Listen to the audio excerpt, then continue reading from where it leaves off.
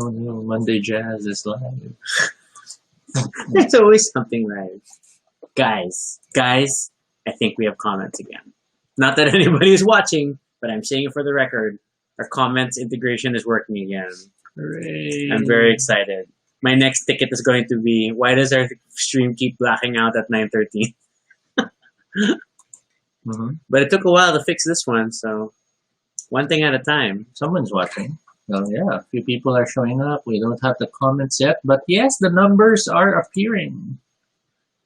I have my keto hot chocolate today because I'm feeling desserty, and this is all I get. Yeah. Well, no one's commented yet, so hopefully we'll see those soon. As always, we cannot see specifically who's watching, but if you're there, do comment to say hello. It will also help us test if the comment feature is working again.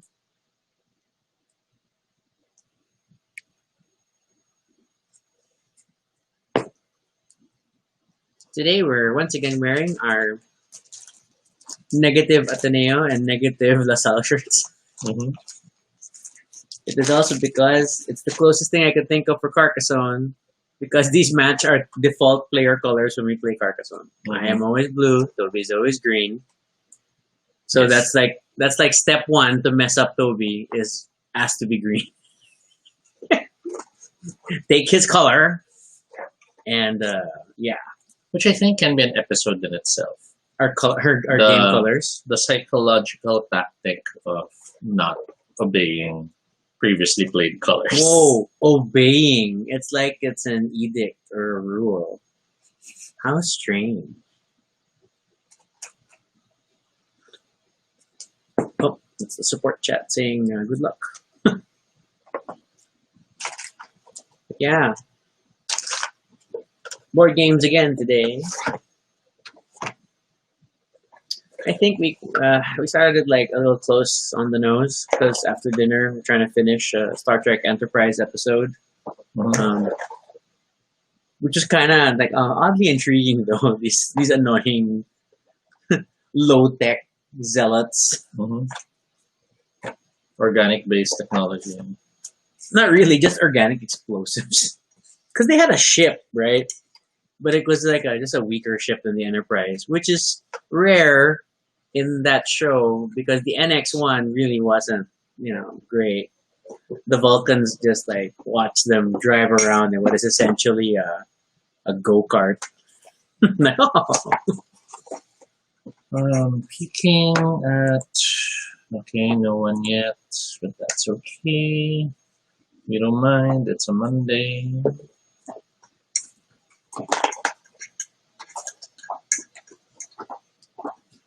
We know we have a bunch of friends who were excited when they heard about the topic, but we also know work is work. So we do this for ourselves and longevity, and hopefully,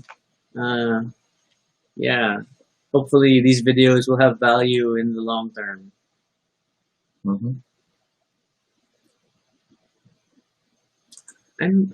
I'm also excited that there's some sort of an OBAR event coming up. Their first big Zoom event. Yes. And it's going to be a ticketed event. So it's like, ooh. Yeah. That's something. Quite promising, to be honest. Because hey, I'm all in favor of them generating income or at least helping the divas. So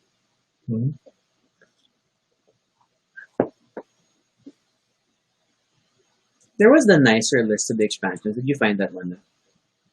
Nicer list. No, Carcassonne expansions. Not the tab, but there's like a forum article of the expansions. Oh, the one that tries to break down what each one is. Sort of, yes. Yeah, I've seen that. Try searching Carcassonne expansions and then see what comes up. Look. Okay, now we can test. Cha-trang, it works again! Yay! We have comment powers. Hello, my. Yeah. It is 9. Do we give it a few more minutes or shall we start? I think I'd like to give it. We started like super on the nose, so a wee bit more. Okay.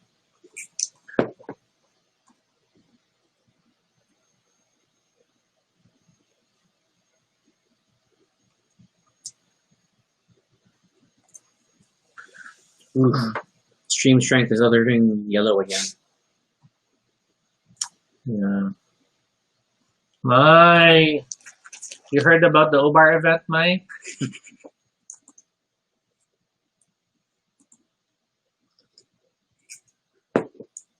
So that means that it's like only reacting. It's about a minute delay, I think, or Mhm. something, before we say stuff and then comments sync up. But yeah, we have comment powers again. Although they said it's a temporary fix. It at least implies they have an idea what's wrong. Yeah. So I'm game with that. Hey, Hi, David! Look. This one. Hey, Yay! David. What is this delight? We're just I mean, okay, we can probably start, I guess. I mean, that's just about it. We should have like trailers before the show, or if we had actual sponsors, then this is the time where it's like, hey, having trouble with sleeping, but you won't anymore with your Casper mattress, you know, or sign up for a free trial with Audible. Or come up with a catchphrase, then cut the title sequence. For that, we would need music, which Yeah. we still don't have. So Unless we make our own. no, I don't trust you to make music. Even that is preset because that's my singing monsters. Okay, yeah, we'll get started. Okay, oh, Oh, that's my monitor. That has died. My computer is dead. This is Tobie. and this is Rocky. And if it's your first time here, ignore my hand trying to fix the computer. But welcome to Baduy Pride, a little space on the internet where we talk about anything we want. This is completely unscripted and not entirely accurate, but at least it's honest. Join us as we talk about everything and anything, random, live. And if it's not your first time here, thank you so much for your continued support. Today we are spending 30 minutes talking all about one of our favorite board games. In fact, it's one of the early ones that we got into. It is officially the first like contemporary board game that I played with Tobie. And it thankfully did not end our relationship then. So yay, we're talking about Carcassonne. So excuse me. And it was literally this set, and this is an old set that comes with the river. Okay, every time you hit the table, your computer is going crazy. No choice. That's the computer's problem. Okay, so we're talking about Carcassonne, designed by Klaus-Jürgen Werde. Mhm. Very German. Okay, and So wow, the game is a 2 to 5 player game. It is quite an older game compared to the other games we've featured.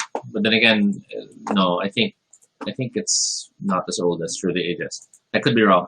Double checking. No, it's First release 2000. in 2000. so it's quite old. It's a 2 to 5 player game which utilizes a city building feel as you do tile placement and area majority to maintain influence.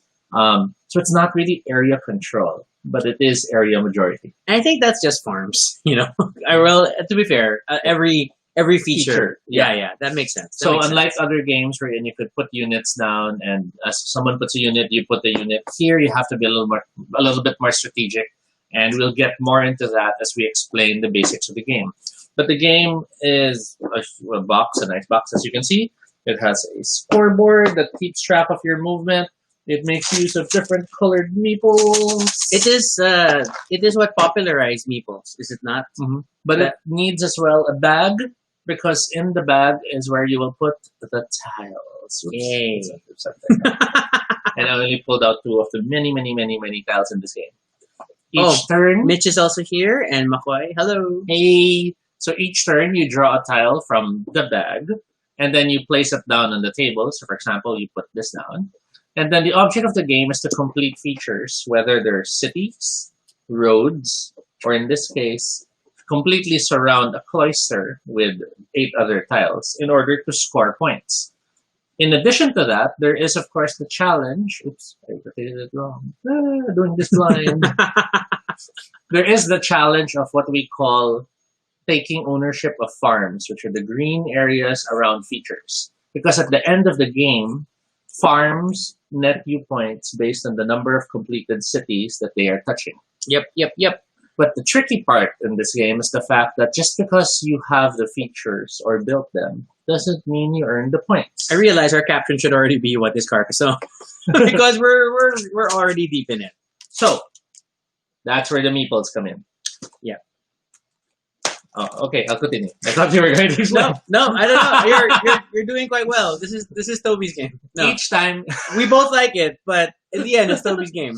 Each time that a tile is played, the player is then allowed to play a meeple in the tile that they played. And you only play it. You only get to place meeples. You make that meeple decision at the time you place the tile. So you cannot place meeples on previously placed tiles. So, for example, if you place this tile, then you have the freedom to place down the meeple on the city, which makes it a knight, or place it down on the road, which makes it a robber, or lie him down on the side to lie on the grass, which makes him a farmer. Farmers! Knights and robbers, and let's not forget, if you had a cloister and you place the meeple there, he becomes a monk.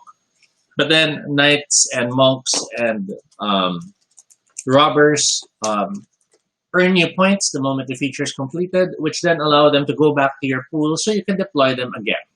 Each player starts with a limited number of meeples, so a large part of the game is balancing when to spend your meeples, when to hold on to them, or even more interestingly, when to play them in a certain position where you can later connect so that you can gain better control. Because one of the basic rules in the game is that once something has a meeple, you cannot put another meeple. No one can put another person on it, even if it's your own. So there's times wherein you might want to consolidate strength by laying a city piece, playing your meeple there, laying a different city piece, playing your meeple there, then later connecting them to strengthen their power. This is called Tobie is attacking your city. Because like many Euro games, I mean, you could just enjoy placement on your own. And actually that, theoretically, you don't have a lot of interaction points. I mean, there's not a lot of direct conflict. But vying for control of features like cities or roads, and especially farms, is really where the competitive aspect really comes in. And at best, what happens is that you don't necessarily totally take control. A lot of times, sometimes you just share points if you just got one of each. But really, especially if you're playing with Tobie, who can be a very aggressive player, you will see that you're happily building a large city, and then suddenly Tobie builds an island of a city right next to you. You know he's going to try to connect it. He's going to start creeping over. That's what happened with Tobie. Part of the game is also deciding when to deploy farmers, because as you place a farmer down in the field, that territory can possibly stretch across the map. And if other players are not careful, that player might dominate all the farms. But if you're smart, you build a bunch of roads around it and trap it in an island of roads, because roads terminate farms. And it's important to point out that for the other placements of meeples as knights, robbers, and monks, is that it is very possible to finish the feature mid-game. And once you finish the feature mid-game, then they return to the pool. Farmers are the only ones where they do not return to the pool because the farms never end. They just grow and thrive, and these guys are lying down the whole time in the middle of your game. So committing farmers means that you are permanently reducing your available meeples, and thus reducing your possibilities for actions, because you will always want to have at least one meeple available to be able to score points if you even complete 2 tile features very quickly, like a 2-point road or a 2-point city. Now, the base game typically now is sold with an expansion included, and that is the river, which I did not prepare. I'm sorry. But this game also came with the river. Yeah. No, I didn't bring it up. Oh. But the river is basically played as the starting move in the game, where everyone lays down the river to form first the spine of the game area. And then once that's in play, players then play as normal. But now that we're talking about expansions, This is the joy and the frustration of Carcassonne because this game has been around since 2000, predominantly in the European market, um, primarily in Germany. The many expansions that have come out. We do have a lot of them that got translated into English, which is great. There are a number of smaller ones which we do not have yet because the distribution was very small. And then the publishing rights for the English edition of Carcassonne has changed hands a few times over the years. These are still the Rio Grande editions. Now it's, I forget who publishes it now. Look at the sheep. Look at the sheep. Zeman Games. yes. Okay. So Zeman Games handles publishing outside. So now we're going to try to talk about the different expansions. As quick as we can, because we only have 30 minutes. And there are many expansions. So we start with the expansion, which is now labeled as like number 2 in Carcassonne. The expansion adds basic tiles, which allow you to double the points for specific features. There are now lakes, which double the points for roads. There are now cathedrals, which increase the points for cities. But both now add the caveat that if you do not finish the feature by the end of the game, they do not score anything at all, which make them a gamble or sometimes a weapon to use on opponents who have been building the feature quite nicely. It's highlighted that this game is also which gave us the 50 and 100 point markers that makes scoring or keeping track of scores easier because admittedly the more expansions you add, the higher your potential endgame scores are going to be. And we didn't highlight that based on the different scores, things that you score in the game, that Carcassonne is one of those games where you don't really know who's winning until the very end. The expansion also adds a new color, which is gray, which allows you to go 5 players, and it adds now the big, large meeple. Choosing the black one may not have been the best choice. Yeah, I know. Which counts as 2 whenever you are now comparing for strength against other players. He is the bully and Tobie's main attack dog when he's trying to take over your city. So that's the expansion. Okay. Should you get the expansion? Totally yes. I mean, it's a moderate bump up in complexity, and adds that fun. Tobie most got excited about doing this episode because of what he's doing now. He is going to stack all the expansions. Traders and builders. We are not probably going in order, but that's fine. Traders and builders. Surprisingly, you are. Traders and builders is the other expansion we're in. Now it adds the element of still making you want to complete features. Well, cities specifically, even if they're not under your control. Because now there are all these trade goods, and the goods are given whenever someone finishes, to whoever finishes the city. It doesn't matter who has majority control of the city, it's whoever who finishes it. And suddenly, there's this weird economic thing that's going on because whoever has the most of each good at the end of the game gets extra points. More insidious, what is added by traders and builders is the builder, which is a strange, somewhat phallic meeple, who on his own is not able to do anything. You can only place a meeple on a builder on a feature that you already have a meeple on, typically a road or a city. And then what happens is that every time you connect to that city or road where the builder is present, you get to take one more turn immediately after. So it's a bonus placement every time. And it's brilliant but frustrating when you are watching it happen to other people. Strategically, it allows the game to move faster because now a player or all the players can be taking 2 turns rather than 1 each round. And it also adds the new meeple, which is the pig. The pig. The pig increases the number of points you will earn from farms, but can only be placed down once you already have a farmer in play. Okay, so it's gonna fall. It's gonna fall.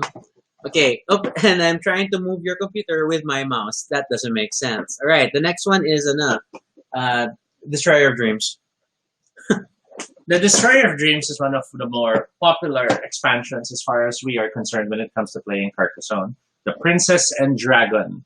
It is a expansion that then increases the interactions between players. Yes, to some degree, because now it introduces the dragon meeple. And what happens with the dragon is that um, every time it's time to move it, players take turns moving the dragon one step for a total of 6 steps. So you all kind of share in your fate. The main rule of the dragon is that any other wooden token it touches or it co-occupies on a tile get returned to their owners. Therefore, farmers which normally stay around until the end of the game, suddenly find themselves getting kicked off the board. Or suddenly you'll see really complex cities that have been building for many turns suddenly become empty because the dragon dropped by and sent them away. There is a meeple, or rather a wooden figure that the dragon cannot touch, and that is the fairy. Yes, and the fairy offers protection from the dragon, so the dragon cannot go to a tile with the fairy, or annoyingly gives Tobie 1 point per turn every time he begins the turn where the fairy is on a space with has his meeples. The expansion adds 2 other specific powers, that being the night tiles and the magic portal. Magic portal tiles, when played, allow you to place a meeple anywhere on the map that On an has not unclaimed yet feature. been claimed or completed. Mm-mm. Knights, on the other hand, are your weapon to gain control of cities. When someone is... Actually, it's the princesses. So you're right, the princess. I'm sorry, because the image is a knight, but the tile is a princess. And the basic effect is that your knight runs away and elopes with the princess, abandoning the city that he had gained control over. Yep. So and that typically happens for like in progress cities, not for completed. And that is Princess and Dragon. The next one is the tower. Actually, Oh, Tobie, let me slam. I'm worried about your computer. Okay. The tower is annoying because the tower's unique feature is that it allows you to capture other meeple. It also gives you a weird tower-shaped tile distribution system, which is cute but not essential. The bag is still the most practical.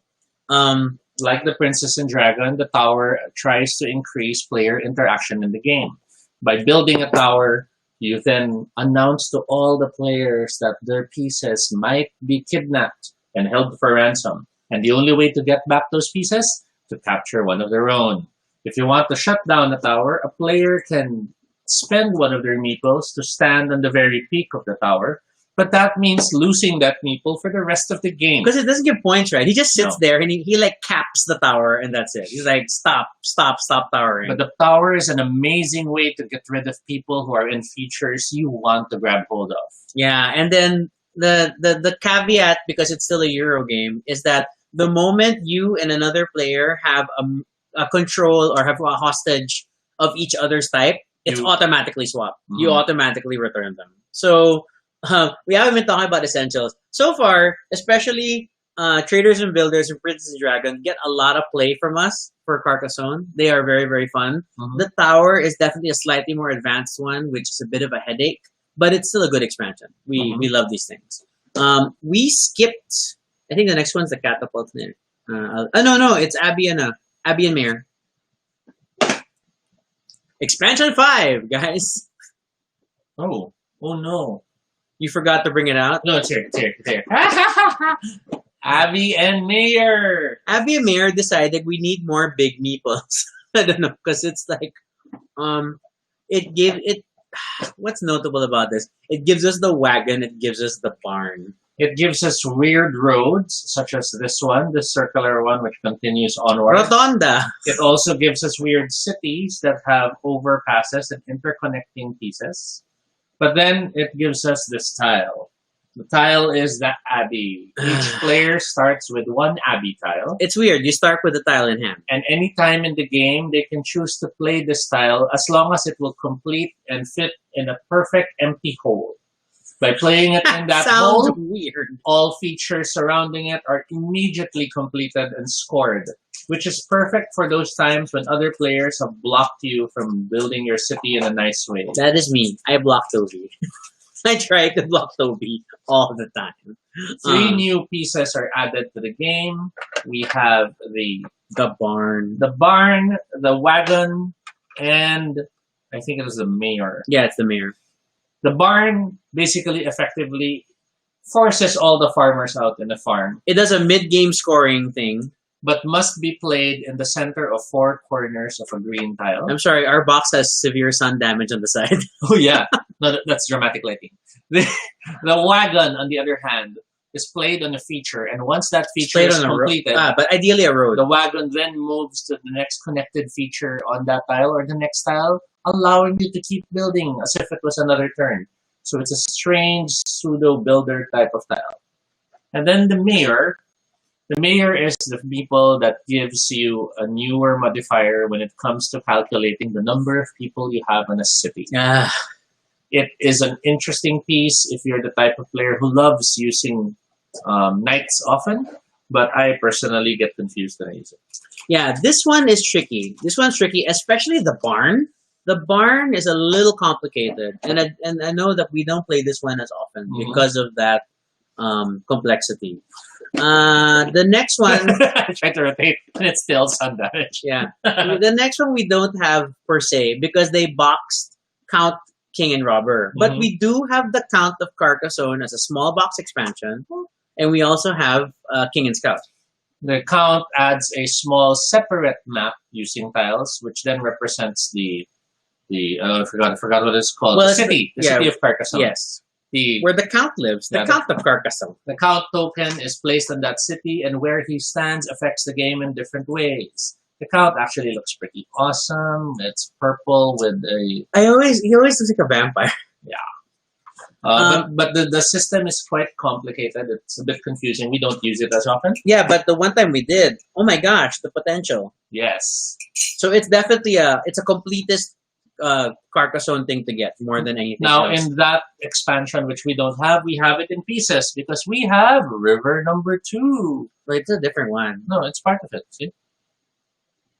Oh, it river. Oh, right. Okay, See? fine. River number 2 is a second set of river tiles, which includes a branch in the river, splitting into 2 parts. More problematically is that it includes things from the expansions. Like I know there's an inn by Mhm. the lake, or there's a lake, whatever, by the road and things like that.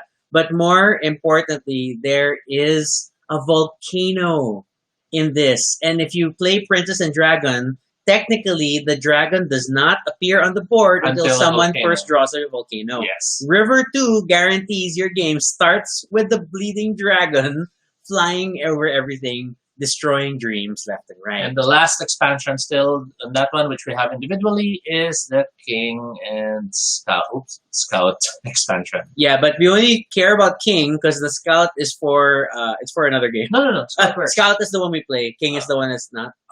King is basically the tile, the reward you get for having the biggest city. The Scout is the reward you get for having the biggest. No, it's the robber. That's the robber. Sorry, The the Scout robber. is for that other Yes, weird you're right. Carcassonne parallel game. Yes. Okay. Right. King and Scout's kind of cool. It's an easy add-on because of its size, so that's fun. We do not have the catapult. The catapult added a dexterity element to Carcassonne. And we're not fans of dexterity. We don't really like dexterity games. And like it's basically like it's like in Magic the Gathering how the Chaos Orb is an orb that it's a card that you flip over the play area, which is now called the battlefield, and whichever cards it landed on are destroyed. So it's that kind of a mechanic. So we never got the catapult. Maybe for completists we'll get it one day. Then it is bridges, castles, and bazaars. Bridges, castles, and bazaars is weird because bridges are brilliant. Bridges are these weird things that they're wooden pieces that let you connect roads on a tile that is one tile away, as long as the roads are facing the right way. At first we thought, okay, that's cute. Then you just get to connect roads. But the secret annoyance of what it does is it enables farm growth because you're breaking the road and making this path under the road that farms can continue to expand in. And that's the most danger of it. The bazaar was so the bazaar is a special feature in it's the tile, that weird such auction as this thing. one, Yeah. which when you play it, stops the game temporarily for an auction.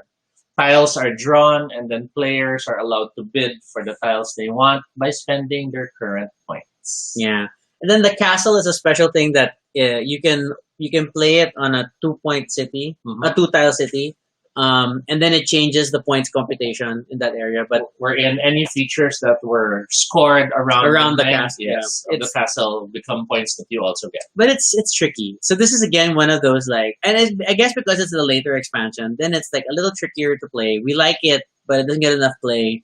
And I do not trust Tobie with bridges because once there are bridges, the farm wars get really bad. And ultimately, playing Carcassonne with Tobie degenerates into a farm war. I'm sorry, I will talk about this game always in this tone. That it's all down to my frustration with playing against Tobie. Sheep! Hills and Sheep is pleasant because it adds sheep, which are these weird little bonus tokens that you draw, that you blind draw, but there among them are wolves. And the value of sheep is determined by the total number of sheep that you have. But then the moment you draw the wolves, they all run away and they're no longer worth anything. So I drew the wolf! that's Tobie's luck for you. So it's quirky. Shepherds. Yeah. You also add shepherds to the game, which are a meeple of their own. That's there. And a bunch of other tiles, including tiles that have flower beds. I like the vineyard. The vineyard is a small little addition, which increases the points of cloisters that are adjacent to the vineyard. So that's kind of cool. Oh, Mark Poa was asking, if you play a bridge over a tile, the bottom tiles feature are negated. No, they're just left there to continue on in their life. So therefore, the road goes over, and that means the greenery, the farm continues under. That's why I am like. That's why they're so cool. I'm scared of bridges. They allow you to counter the basic strategy of using roads to block farms. Yes, because normally I try to hedge them in. All right, then we get to under the big top. Okay, wait, we can't see it. I'll have to. Whose fault is that? Okay. Okay, and then I can bring it down here. Yay! Okay, under the big top, strangely enough, introduces a circus to Carcassonne. And that sounds really silly, but it works. One of the quirky things about it is that it adds areas where acrobats can stand, which is basically players committing meeples to form a pyramid of 3 meeples. Tobie's going to do a pyramid, of course, because he wants to, for additional points. Then there's the circus, which has an animal token placed under it, which has different point values, and basically getting control of the circus gets extra things. And you cannot, of course, have a big top without the big top meeple. It doesn't look that big when you put it out. And the ringmaster. Yeah. Ringmaster is a follower that can be used as a knight, farmer, or thief. He scores 2 points for every circus or acrobat tile, which is part of the 8 tiles surrounding the scoring feature. So he adds a weird cloister-like mechanic to the tiles around him. It's kind of cool. And then the big top tiles, which are placed on the board, when you collect them, ta-da! Animals with points. In this case, it's a monkey for 3 points. Yeah. So under the big top, actually, which is like one of those, it was strictly a Z-Man Games print. I think I haven't seen a Rio Grande print. It's cute. It's super cute. And just seeing acrobats on the board is funny. I don't know how it probably won't play well with Princess and Dragon because you have a lot more things committed to the board, and then the dragon's gonna ruin everything. There are a bunch of tiny expansions which we've seen in big box compilations we don't have. I'm not even talking about that, but yeah, the flying machines we don't have, the messengers we don't have, the fairies we don't have, the gold mines we don't have, the mage and witch and the robbers. So these ones we don't have. Yeah, from the list there seem to be like over 40 different expansions. Yeah, then beyond that, there are like a bunch of different tiny ones. One of Tobie's favorites from the tiny expansions is How So Wild, which is the halflings, which are literally half tiles. They are triangles that every player starts with 2 at the beginning of the game, and they're quirky. You play them instead of playing a tile from the bag, but it's fun. And then we realized that you can use them to break farms, potentially, unless the other player is able to collect his halfling tile on the other side. So that's nuts. Other expansions are more cosmetic in nature. You have expansions. The different castles and monasteries. Yeah. Or, this one is. It's the festival. Which one's this? And then others like this one. So a large number of these expansions are harder to find, more expensive to hunt down. I got a bunch of them off of Amazon. It was a weird bundle of like things, and then there's like a gazillion promo tiles out there. Like when you have one for like the school, which is really city. Mark Poa asked, most number of expansions you've played together in one game. Probably about 4 or 5. We haven't tried to go full mega all expansions yet. That's also because we know it'll take the entire day. And space. So like that game where we played with about 4 or 5 expansions, we were on the floor. It was the only way to play the game. Wheel of Fortune is a special expansion because it is a standalone. I mean, it is a starter set, so to speak. And the Wheel of Fortune adds the Wheel of Fortune, which adds gambling to Carcassonne. Basically, you commit people to the Wheel of Fortune, and if the pig, which is the timer, lands on that space, you get a reward. Some spaces have slots for 2 players. Some spaces only have slots for 1 player. But you just keep gambling. But that's another meeple that you have committed to the board that won't be scoring you points. And we have one last expansion which we deeply, deeply love and has been tremendously hard to find. The Phantom. The Phantom is a translucent meeple.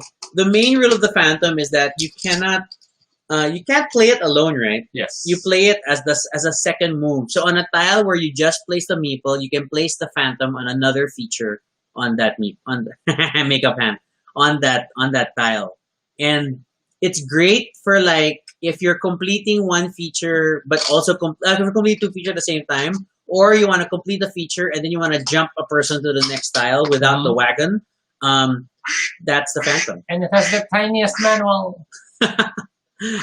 It's super cool. We're glad we got this edition. I haven't seen a Zeman print of the Phantom yet, but it's still early. It's only been a few years into Zeman acquiring the Carcassonne English rights, and they've released a bunch of great big boxes. A lot of the small box ones we mentioned earlier, things like the flying machines and the like, are in a single annoying big box together with I think the first 3 or 4 expansions, and we're still tempted to get it. But then it doesn't mean we're going to get rid of our original Rio Grande expansion. So I don't know how that's going to work. So I don't know. Thoughts and anecdotes or comments? I can quickly state, while we love this collection so much and we dearly, dearly love each one, we suffer each time we play it because they did not have the foresight in the earlier years to mark each tile based on what expansion they are from. Yeah, Princess and Dragon is the easiest to clean up without an expansion symbol guide. The expansion is the worst. So because it's really like figuring out what tiles look like. Yeah, so after every game, we are forced to look at the index to carefully try to distribute tiles back to each set. I know the big boxes now all have a small symbol, which makes it easier to identify. Smart. So if you're only getting into Carcassonne now, it isn't too bad. Yep. It's easy with the big boxes, and it's easy to clean up. And like I said, Zeman has made it super accessible because of the fact that they made a giant big box, which has many of the expansions together already, which is a great way to jumpstart your Carcassonne set. So now beyond that, Carcassonne has had more than a dozen different re-implementations of the game. And these weird spin-off things that are not quite in the Carcassonne. They're in the Carcassonne universe, but they're not. Everything from children's editions, Carcassonne Juniors, to Carcassonne specific to certain locations or events like the Gold Rush or the Amazon. I don't know. I don't understand There is even a Carcassonne Star Wars where instead of fields, it's space. Instead of cities, it's And like I think I'm still interested in getting it just for having it, but not necessarily for the play experience because I like the interconnection of Carcassonne and how the tiles look. there's even Carcassonne the Castle, which then limits your play area with walls and makes the game more challenging. There's the city, the discovery. And then there's the travel edition Carcassonne, which basically is smaller, and I think the claim is that you can play it while in the car. I don't I believe. don't know. but I think one of the more interesting spin-offs we've ever seen of Carcassonne is Carcassonne, which is a playing card based version of Carcassonne, which is strange to say, but that I feel is the more legit travel experience because it's a card game. We don't have a copy for ourselves. Our friend does, and it's quirky, clever. It still feels like Carcassonne.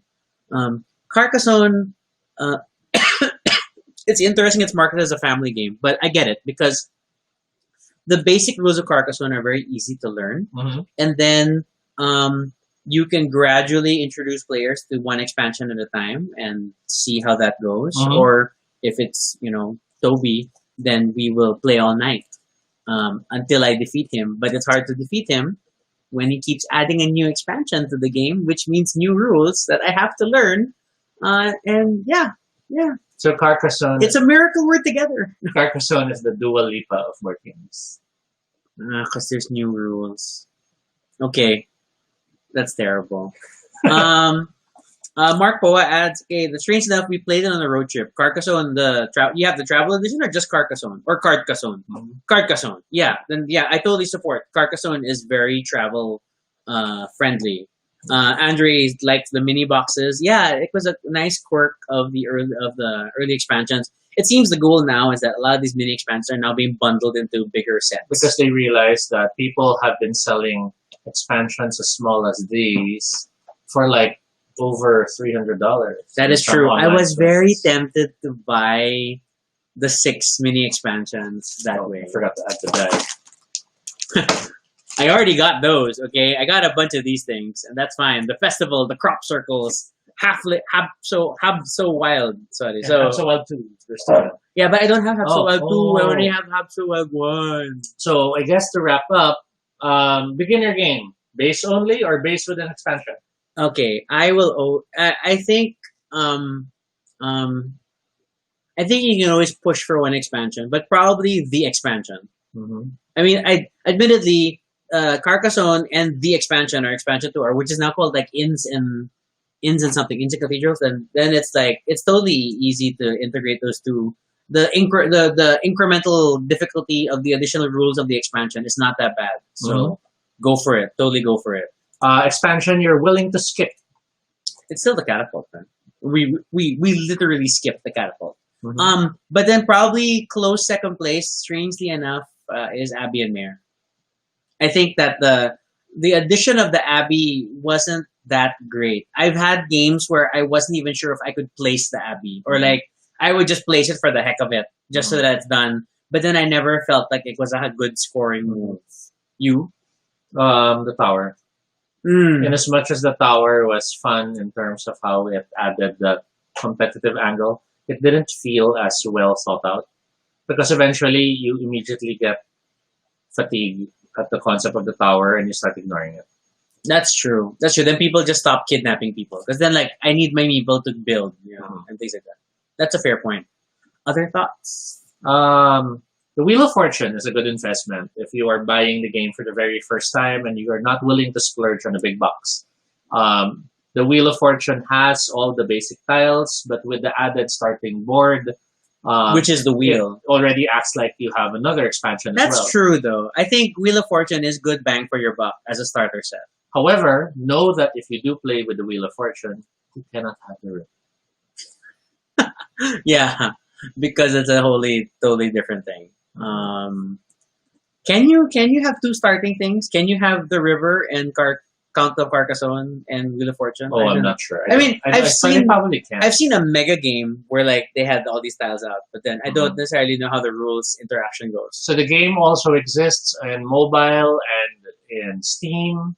The PC version is an interest. Actually, the current digital version is an interesting approach because they tried to use the new artwork and a few more tidbits. Oh, because when Z-Man took over, they changed it. Yes, but the older Carcassonne app, if you lucked out in getting it way back, then you'll see that it actually has many of the other expansions, including the Dragon, Traders and Builders. That was a good game. That was a good Um, app. That's why we could really play Travel Carcassonne. It even has the Winter expansion, which is basically the same base set, but in a wintry artwork. That adds a meeple, which was, I think, the gingerbread man, who gets you bonuses when you do certain things. And the app also allows you to play with double the tiles for longer the game. Why this is a goal, I don't know. But hey, it's an app. You have infinite table space, so I guess that works. But yeah, so I mean, we've mentioned Carcassonne a few times already on this show. This show! Because, I mean, we do mention that we like tile laying as a mechanic. It is definitely one of our favorite, it's one of our games we recommend when you're starting out tabletop games, or you want people to get started tabletop games. Because again, it feels so different, but it's simple enough to learn. But then players will quickly start to feel awesome. The shark start to feel awesome that that they're figuring out, and they're playing this very different board game. There is a reason why Will Wheaton's tabletop show back in the day cited Carcassonne as one of the pillars of modern board games, even though it doesn't actually have a board. Yes. So it's like this and Settlers of Catan and things like that. But Carcassonne, I always feel it's definitely the smarter game. It blew my mind when I first played it because it's like, oh my god, games can be like this. This is amazing. Which is also why we didn't stop playing that weekend. And so far from our experience, even with new players, adding expansions allows them to get the rules quite quickly. Maybe they don't play it as efficiently. That's true. But they still know what's going on. Yeah, and that's a huge thing compared to other board games. I mean, we've played some board games where in just the base game, we're 30 minutes in and I still don't get what I'm doing. So yeah, Carcassonne is a game we love. All right, and that's our show. And I don't see any other new comments to kind of cover. So I guess we're going to wrap up. I'm actually worried if the comments are not visible. Nope, it's enough. The comment sync is great. It's viewer 0 for some reason in stream. That's the only problem. My view count went 0. Yeah, but that's 30 minutes, and we had a lot of fun, and we hope you'll join us again next time. And I'm on the wrong tab. All right, so if you have questions for us or suggestions for future episodes or games that you might hope that we will cover, or other things you want to see Tobie stack on this table, please submit your ideas to bit.ly Baduy Pride Ideas. And then you can follow us on Twitter. That guy somewhere there is all Tobie No Shade, and then I'm RG Sunico. You can also check out our blog, that's baduypride.com, for all the previous episodes, pictures, and write-ups about us. Yay! All right. Then, of course, feel free to continue the conversation in the comments below. Let us know what you think about Carcassonne. Have you played it? Have you always been curious? Do you just like tiles? Or are you biased for hexagons versus squares? Let us know. Be sure to subscribe for notifications, whether on Facebook or YouTube, so you don't miss our next live stream. Once again, I'm Rocky. And I'm Tobie. And this is Baduy Pride. Tobie, why did you didn't say the end line? I'm sorry. That's where this is my fault. Because you're playing with your shark. Okay, bye everyone. Bye everyone. Thanks